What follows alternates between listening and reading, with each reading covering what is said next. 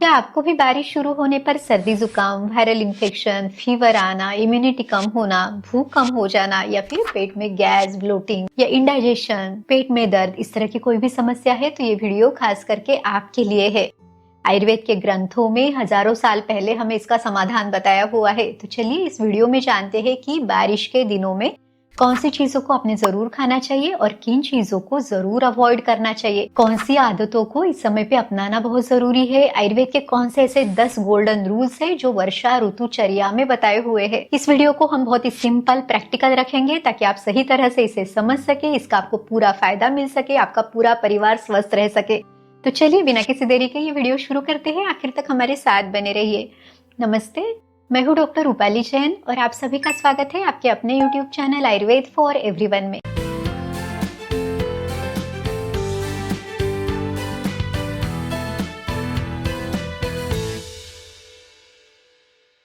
आयुर्वेद के अलग अलग ऋषियों ने जो बीमारियों का वर्णन उसकी चिकित्सा ग्रंथों में बताई हुई है वो तो बाद में बताई है, लेकिन सबसे पहले उन्होंने दिनचर्या और ऋतुचर्या का ही वर्णन दिया हुआ है।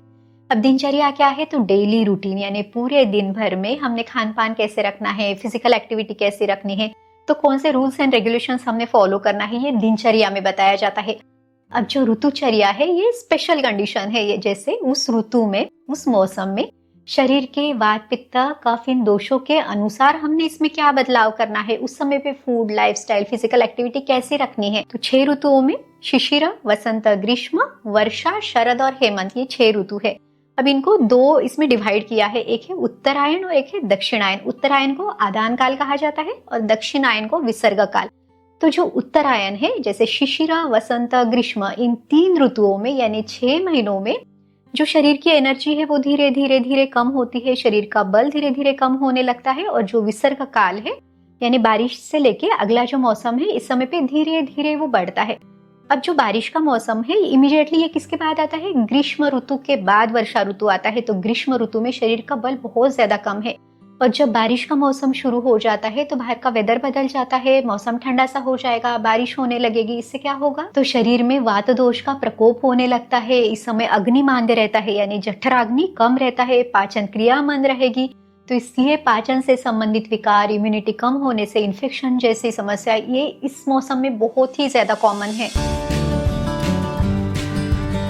वर्षा ऋतु ये वात के प्रकोप का समय है और वात, पित्त, कफ इन तीनों दोषों में से वात ही है जो सबसे ज्यादा बलवान है। कहा गया है पित्तम पग्गु कफम पग्गु पंगवो मलधातवः वायुना यत्र नियंते तत्र वर्षन्ति मेघवत, यानी पित्त और कफ इनको खुद का सामर्थ्य नहीं है, तो ये वात ही है जो इन दोनों को भी उनको नियंत्रित कर रहा है। वात को संतुलित रखने की सर्वश्रेष्ठ चिकित्सा आयुर्वेद में क्या बताई है, तो ये है बस्ती चिकित्सा। इसका अर्थ क्या हुआ, तो वात शमन करने वाली औषधियों से सिद्ध तेल या काढ़ों को गुदमार्ग के द्वारा अंदर डाला जाता है। बस्ती किस तरह से काम करती है, तो देखिए जो पक्वाशय है यानी लार्ज इंटेस्टाइन का जो पार्ट है, नाभि के नीचे का जो स्थान है, ये वात का मूल स्थान है। बस्ती वहां पे काम करती है और अगर मूल स्थान में ये वायु संचलित हुआ या नियंत्रित हुआ, बैलेंस में आया, तो पूरे शरीर पर आपको इसका असर दिखेगा। पूरे शरीर में ये वात दोष संतुलित रहेगा। जो लोग स्वस्थ है या जिनको वात से संबंधित कोई विकार है, कोई बीमारी है, तो ऐसे दोनों ही लोग बारिश के मौसम में बस्ती चिकित्सा जरूर कर सकते हैं। आपको कोई वात से संबंधित बीमारी है या नहीं ये आप कैसे जाने, तो अगर आपको शरीर में बहुत ज्यादा दर्द होना, शरीर में रुखापन रहना, बालों में रुखापन, स्किन में रुखापन, अग्नि की विषमता यानी कभी भूख लगना कभी ना लगना, पेट अच्छे से साफ ना होना या हार्ड स्टूल आना, इस तरह की अनगिनत समस्याएं वात के प्रकोप के कारण दिख सकती है। सबसे महत्वपूर्ण है कि बस्ती चिकित्सा आप घर पे नहीं कर सकते तो आपके नजदीकी आयुर्वेदिक चिकित्सक के यहाँ जाके आप इसे कर सकते हैं।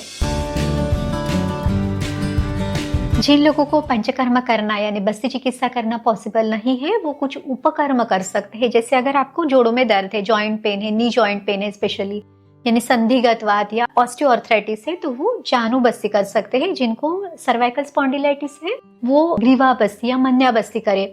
जिनको लंबर स्पॉन्डिलाइटिस या साइटिका की तकलीफ है वो कटी बस्ती कर सकते हैं। इन सब के बारे में हमने पहले ही अलग अलग डिटेल वीडियो बनाए हुए हैं, वो भी आप देख सकते हैं। ये बहुत ही सिंपल सेफ प्रोसीजर से इवन आप घर पे भी इन्हें कर सकते हैं। सिर्फ आप खुद का खुद नहीं कर सकते, तो कोई अगर फैमिली मेंबर है वो आपको आसानी से करा के दे सकते हैं, तो आप इसे जरूर करें। ये बहुत ज्यादा ऐसे स्किलफुल प्रोसीजर्स नहीं है, तो इन्हें अच्छी तरह से सीख के प्रॉपर सावधानी लेके आराम से आप इसे कर सकते हैं। कम से कम 1 हफ्ते से लेके 15 दिन या 3 हफ्तों तक आप इसे जरूर करें। आपका दर्द कम होने के लिए आपको बहुत अच्छे से मदद करेगी। अगर आपके लिए ना पंचकर्म करना पॉसिबल है, ना कोई उपकर्म आप कर सकते हैं, तो कम से कम एक चीज आपने जरूर करनी है, वो है आयुर्वेद में जो दिनचर्या में अभ्यंग बताया हुआ है, यानी तेल की मालिश आपने जरूर करनी है। तिल का तेल वात शमन के लिए श्रेष्ठ तेल है, तो उससे तिल का तेल लाके इसको हल्का गुनगुना करके नहाने के पहले पूरे शरीर पे आपने इसे मालिश करनी है। कम से कम 15 से 20 मिनट आप ये मालिश जरूर करें। और उसके बाद उपटन आपने करना है, तो जैसे कि चने का आटा, उसमें थोड़ी सी हल्दी, थोड़ा सा दूध मिला के इसकी पेस्ट बना के वो आपने लगाना है, ताकि एक्सेस जो ऑयल है वो आराम से निकल सके। उसके बाद गुनगुने या गर्म पानी से आप स्नान करें। देखिए, बारिश के मौसम में ठंडे पानी से स्नान नहीं करना चाहिए, क्योंकि ठंडेपन से वात दोष और बढ़ सकता है। बारिश के मौसम में हमारी भूख कम हो जाती है, पाचन क्रिया मंद है, यानी अग्नि मांद्य है, तो इस अग्नि को बढ़ाने के लिए दीपन, पाचन औषधियों का प्रयोग करना जरूरी है। इसका एक सबसे आसान तरीका पता है क्या है? तो जो घर में मसाले हैं उनका आप प्रयोग करें। तो इन मसालों का प्रयोग हम खान पान में तो वैसे भी करेंगे, लेकिन और एक तरह से भी आप कर सकते हैं। तो पानी में इन मसालों को उबाल के आप ले सकते हैं। गर्म पानी इस समय पे पीना बहुत ज्यादा फायदेमंद है, तो गुनगुना या गर्म पानी ही आप पीने में रखें। तो कम से कम सुबह का समय या फिर सूर्यास्त के बाद का समय तो भी गुनगुना या हल्का गर्म पानी ही आपने रखना है। जब आप इस पानी को उबालने के लिए रखेंगे, तब इसमें कोई भी एक मसाला, जैसे कि आप थोड़ा सा सौंठ का पाउडर इसमें डालें या जीरा इसमें डाल सकते हैं, छोटा सा दालचीनी का टुकड़ा या 1-2 लौंग आप पानी उबलते समय डाल दें। और फिर उस पानी को आप छान के रख सकते हैं, या तो इसे गुनगुना लें या बाद में ठंडा होने पर भी आप इसे ले सकते हैं। दीपन पाचन के लिए एक बहुत ही बढ़िया ऐसी औषधि है पंचकोल। पंचकोल में 5 वनौषधि है, जैसे पिपली, पीपलमूल, चवक, चित्रक और सौंठ। इन 5 का पंचकोल ये कॉम्बिनेशन है। तो इस चूर्ण का आप सेवन करें। डोज कितना है? तो लगभग 3 ग्राम की मात्रा में आप इसे लें। थोड़ा सा सावधानी के साथ लें, क्योंकि इससे ज्यादा लेने पे पित्त बढ़ सकता है। तो जब तक कि आपकी भूख खुले, अग्नि खुले, तब तक आप इसे ले सकते हैं। अपनी सुटेबिलिटी के अनुसार 8 दिन, 10 दिन, 15 दिन आप इसे आराम से ले सकते हैं। अब देखिए, आयुर्वेद में वर्षा ऋतु यानी बारिश के मौसम में जो आसावरिष्ट है, यानी जो संधान क्रिया से बनने वाली औषधियां है, उनका सेवन फायदेमंद बताया है। हमने पहले ही आसावरिष्ट के बारे में डिटेल वीडियो बनाया हुआ है। आसावरिष्ट कैसे है? तो ये शरीर में वात और कफ, इन दोषों को संतुलित करते हैं। तो इस मौसम में भी आप ये ले सकते हैं, जैसे कि पंचकोलासव या फिर द्राक्षासव आप ले, दशमूलारिष्ट आप ले सकते हैं। इनको अलग अलग आप ले सकते हैं, या दोनों का कॉम्बिनेशन में भी आप प्रयोग कर सकते हैं, जैसे कि दशमूलारिष्ट और द्राक्षासव, इन दोनों का कॉम्बिनेशन में आप प्रयोग करें। डोज कितना है? तो अगर आप जैसे कोई एक ही आसावरिष्ट ले रहे हैं, तो 15 से 20 ml की मात्रा में आधे कप गुनगुने पानी में मिला के खाना खाने के आधा या 1 घंटा बाद आप इसे ले। अगर आप मिक्स करके ले रहे हैं, जैसे कि दशमूलारिष्ट और द्राक्षासव, तो दोनों को 10-10 ml आधा कप गुनगुने पानी में मिला के इसे भी खाना खाने के आधा या 1 घंटा बाद आपने लेना है। इससे क्या होगा? जठराग्नि बढ़ेगा, आपकी पाचन क्षमता अच्छी रहेगी, शरीर की ओवरऑल एनर्जी अच्छी रहेगी, इम्यूनिटी बढ़ने के लिए मदद मिलेगी। यहाँ तक कि जो वात दोष बढ़ने से शरीर में दर्द है, उस दर्द को कम करने के लिए भी ये बहुत अच्छी ऐसी औषधियां है। चलिए, अब वर्षा ऋतुचर्या में आहार यानी खान पान कैसे रखना है वो जानते हैं, क्योंकि औषधियों से भी ज्यादा जरूरी तो आहार है।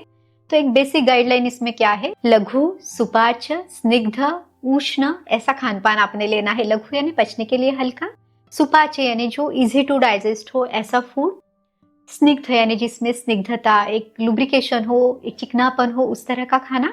और उसके बाद है कि कोष्ण या गरम या गुनगुना तो भी, या फ्रेशली प्रिपेयर्ड ऐसा तो फूड आपने जरूर लेना है, क्योंकि देखिए वात के गुणों में ठंडापन है, रुखापन है।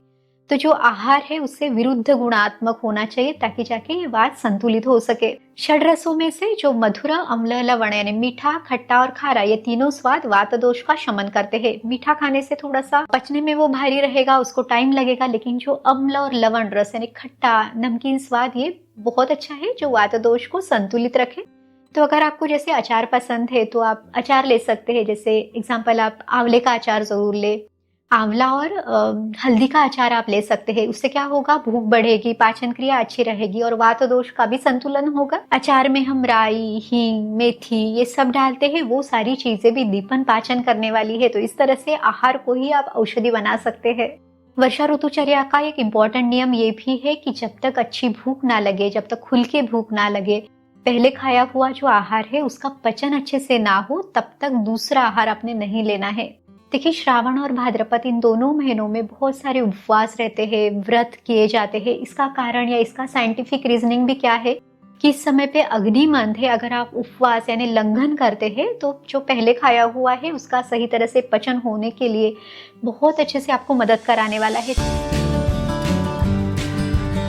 वर्षा ऋतु में किस तरह का अनाज या दालें आपने लेनी है, तो इस समय पे गेहूं का सेवन आप कर सकते हैं, जौ की रोटी भी आप खा सकते हैं। यहाँ तक कि जो पुराना अनाज है, पुराना गेहूं या पुराना चावल, उसका प्रयोग जरूर करना है, क्योंकि जब ये अनाज पुराना होता है तब वो पचने के लिए हल्का बनता जाता है। इस समय पे सत्तू का सेवन वगैरह आप अवॉइड करें, क्योंकि सत्तू शरीर में वात दोष को बढ़ाता है, तो सत्तू का सेवन इस समय पे वर्जित बताया हुआ है। अब दालों का सेवन कैसे करें, तो देखिए, सबसे पथ्यकर या पचने में सबसे हल्की जो दाल है वो है मूंग की दाल। तो मूंग की दाल प्रॉपरली भिगो के, छोंक दे के, मसाले डाल के आप जरूर खाएं। ना तो आपने कच्ची दाल वैसे लेनी है, ना सिर्फ स्प्राउट्स ऐसे बना के लेना है। बाकी दालों का भी आप सेवन कर सकते हैं, कम मात्रा में ले, लेकिन जैसे कि छोले, चना, राजमा, ये जो वात बढ़ाने वाली दालें या चीजें हैं, इनका सेवन कम से कम रखना है।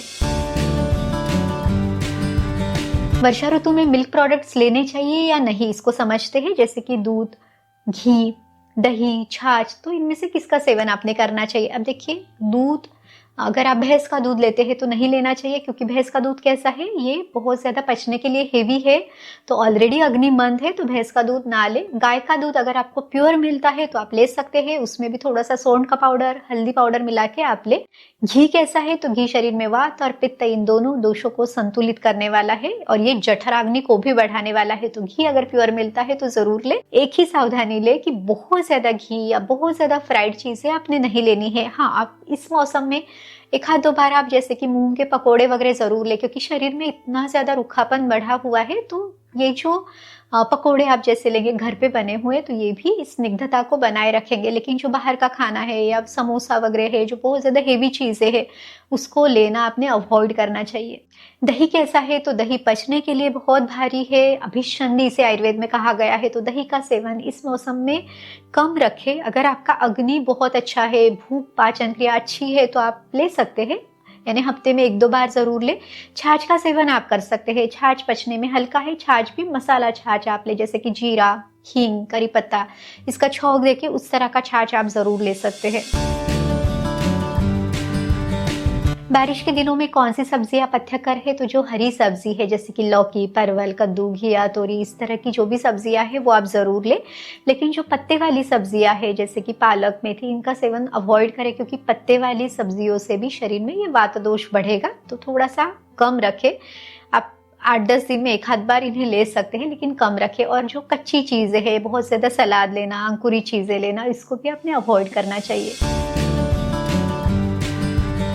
बारिश के मौसम में आयुर्वेद में खास करके कुछ नियम बताए हुए हैं। जैसे इस मौसम में दिन में आपने नहीं सोना है। दिन में सोने से क्या होगा, तो जठराग्नि और ज्यादा मंद होगा, तो इसलिए इस मौसम में दिन में नहीं सोना है। लेकिन रात को भी नहीं जागना है, रात को जागने से शरीर में वातदोष और ज्यादा बढ़ेगा, तो रात को पूरी अच्छे से नींद ले ले, दिन में सोना अवॉइड करें। अगर आपको दिन में सोने का बहुत ही ज्यादा मन है, या फिर आपको कोई बीमारी है, शरीर की स्ट्रेंथ उतनी अच्छी नहीं है, तो आप एक छोटी पावर नैप जैसे ले सकते हैं। बहुत ज्यादा फिजिकल एक्टिविटी करना, बहुत ज्यादा व्यायाम या जिम एक्सरसाइज भी इस मौसम में आपने अवॉइड करना है, तो आप थोड़ा सा प्राणायाम, योगासन आप कर सकते हैं। देखिए, एक्सेसिव फिजिकल एक्टिविटी से भी वात बढ़ता है, इसीलिए ये नियम बताया हुआ है। यहाँ तक कि बहुत ज्यादा ठंडी चीजें खान पान में रखना, आइसक्रीम का सेवन करना, कोल्ड ड्रिंक्स लेना, तो ये सब भी अपने अवॉइड करना चाहिए। इस तरह से आज के वीडियो में हमने आयुर्वेद के 10 गोल्डन रूल्स देखे, जो आयुर्वेद के ग्रंथों में वर्षा ऋतुचर्या में बताए हुए हैं। ये बहुत ही सिंपल और प्रैक्टिकल रूल्स है, ताकि आप इसे आसानी से फॉलो कर सके और खुद को स्वस्थ रख सके। उम्मीद है ये वीडियो आपकी मदद जरूर करेगा। अगर आपको ये वीडियो अच्छा लगा तो इसे लाइक जरूर कीजिए, इसे अपने दोस्तों और रिश्तेदारों के साथ भी जरूर शेयर करें, ताकि उनको भी आयुर्वेद का ज्ञान पता चले। और अगर आप चैनल पे नए हैं, पहली बार वीडियो देख रहे हैं, तो आयुर्वेद की सही जानकारी के लिए इसे सब्सक्राइब करना ना भूलें। चलिए फिर मिलते हैं अगले वीडियो में। आयुर्वेद को अपनाइए, स्वस्थ रहिए। नमस्ते।